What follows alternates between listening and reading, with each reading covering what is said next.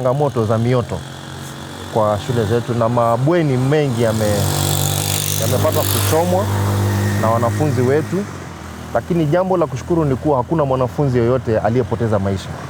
Kwa hivyo tunashukuru sana. Jana tumepata mkasa hapa Kenyatta High School na kwa sasa ninashukuru sana kwa sababu hakuna mtoto aliyepoteza maisha yake ama kuumia kiasi kwa kwamba hawezi tibika. Ni watoto baada ile commotion, watoto wengi watoto kidogo, sio namba kubwa, wamepata majeruhi kidogo ile ya kusukumana, kukimbia na mambo kama hayo.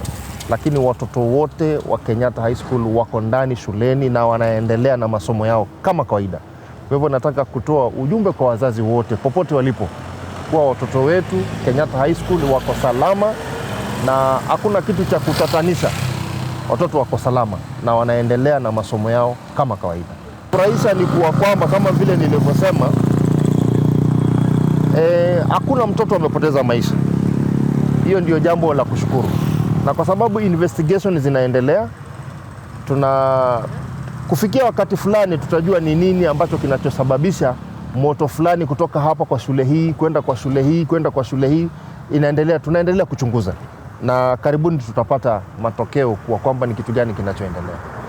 Kwa sababu watoto wote wa shule yetu ya Kenyatta they are safe, wako very much safe. Walimu wetu wako safe na wazazi wale wamekuja hapa asubuhi tumewapatia nafasi wakaona watoto wao, wakaona na wakasema ni asante na wakashukuru. Kwa hivyo tunaomba wazazi popote walipo wazidi kuombea shule yetu ya Kenyatta High School na shule zote za kaunti yetu ya Taita Taveta na kwa ujumla Kenya nzima.